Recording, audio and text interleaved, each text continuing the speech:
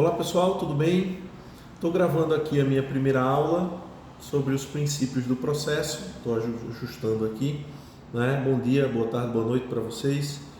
Vamos falar um pouquinho sobre os princípios do processo, né? Antes de conversar sobre princípios do processo, é importante a gente traçar uma linha divisória que existe entre os princípios e as regras. Nós precisamos entender aqui que as normas, elas são divididas em duas espécies: as regras e os princípios. Nós já sabemos, quando nós falamos sobre direito, quando nós estudamos o conceito de direito, que o direito é um conjunto de normas, né, que visam ordenar e pacificar a sociedade. Já as normas, elas entram muito nessa ideia dos comandos a serem seguidos pelas pessoas, né? E esses comandos que são seguidos pelas pessoas, objetivando a ordenação da sociedade, eles podem se apresentar de duas maneiras, né? Nós vimos em uma aula passada que existe uma diferença entre texto e norma, né? Então, os textos, eles são apresentados e nós extraímos desse texto normas. Nós fazemos a leitura de um texto e desse texto nós extraímos uma norma. E essa norma que nós extraímos, ela pode ser de duas maneiras. Ela pode ser uma norma regra e ela pode ser uma norma princípio, né? Eu até coloquei um quadrinho aqui para vocês, ó. As normas, elas podem ser regras e elas podem ser princípios, né? Mas qual é a principal diferença, então, entre os princípios e as regras? Isso é algo muito importante, né? Num primeiro momento, as normas, né?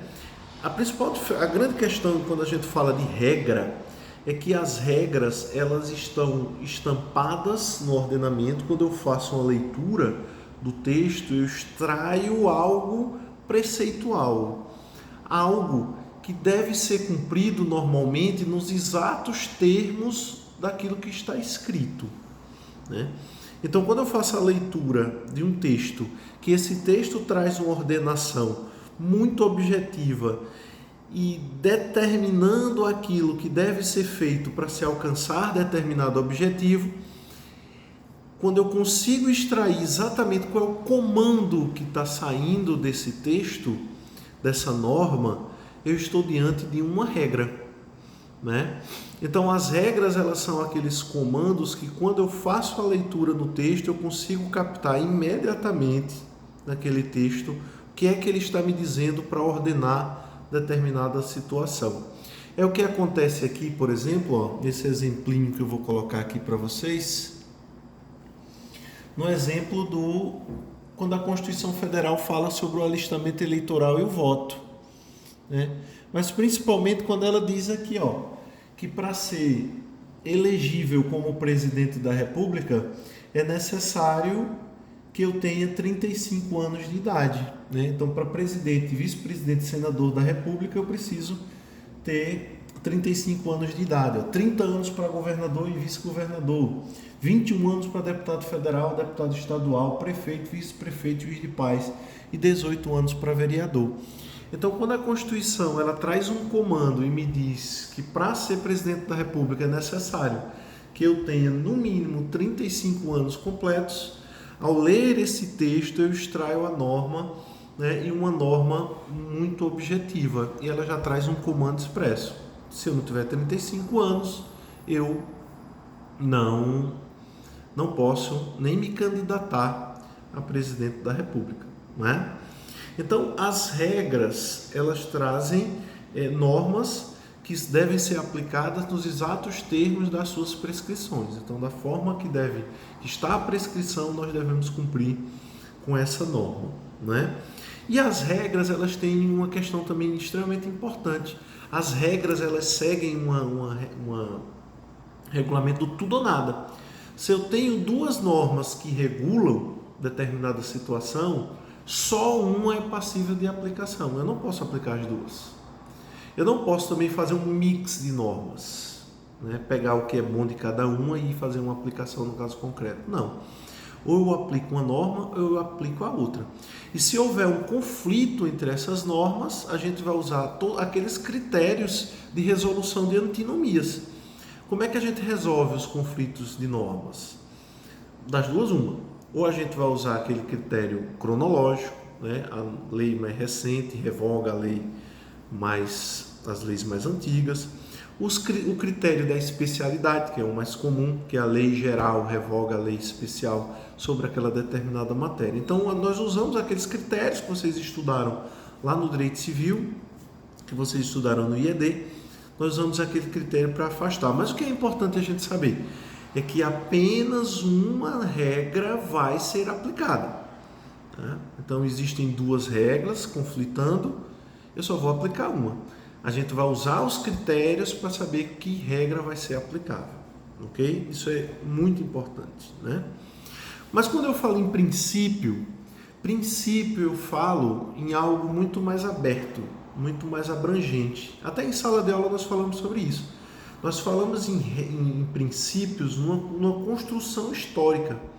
Existe um comando principiológico, aquela regra aberta, aquela norma mais aberta, mais geral, que vai sendo construído o seu patamar ao longo do tempo, né? São axiomas, são mandamentos de otimização, né? Que exigem para seu cumprimento, essa norma vai ser cumprida da melhor maneira possível. E a melhor maneira possível, ela sempre vai ser analisada num caso concreto. Até em algumas aulas nós já falamos. Já falei, função social da propriedade, né? É um princípio, né? Que a propriedade ela deve cumprir a sua função social. Mas o que é função social, né? Função social é uma construção histórica. Como nós vimos também o supraprincípio da dignidade da pessoa humana. Dignidade da pessoa humana é um supraprincípio e o seu conteúdo ele é construído ao longo do tempo pelas decisões dos tribunais e principalmente das decisões do Supremo Tribunal Federal, já que a dignidade da pessoa humana é matéria constitucional. Então, a construção pelos tribunais é que vai fazendo com que esse princípio ele vá alcançando um conteúdo mínimo que vai ser aplicado a todas as relações. Então, os princípios normalmente ele tem um conteúdo aberto, ele tem um alcance maior, não é? Mas o princípio, diferente da regra, ele não vamos usar num conflito de princípios a ideia do tudo ou nada, né? Os princípios não. Os princípios nós temos a possibilidade de fazer uma ponderação dos princípios. Como assim ponderação? Não existe um princípio acima do outro. Os princípios eles estão equilibrados. Mas na aplicação do caso concreto, o juiz ele pode analisar qual é o melhor princípio para dar uma solução mais justa a esse caso concreto, né? Sobre essa questão de ponderação de princípios, por exemplo, nós temos várias situações que vocês já ouviram falar, de debates na imprensa, né, de questão do dia a dia. A principal, um exemplo interessante, né? Hoje, quando a gente fala, por exemplo, da pessoa pública e da privacidade, né? Então, até que ponto a privacidade como princípio ela pode ser relativizada por, né, a questão da dignidade ou mesmo violabilidade de documentos, né? Outro exemplo bem interessante é o conflito que existe entre o direito à vida. A vida é um direito, né? E a liberdade religiosa, aquela discussão do testemunho de Jeová, que não pode fazer transfusão de sangue por uma questão religiosa. Então existe um choque entre direito à vida e liberdade religiosa. Quem prevalece? Né? Na verdade, não existe como na regra, como é um choque de princípios, não existe uma solução. O juiz, na ponderação do caso concreto, vai fazer uma análise e vai determinar se prevalece a vida, se prevalece a liberdade religiosa. Porque para algumas religiões é uma violação tão grande que se sobrepõe inclusive à própria vida. Então o juiz, na análise do caso concreto, ele faz a ponderação, né?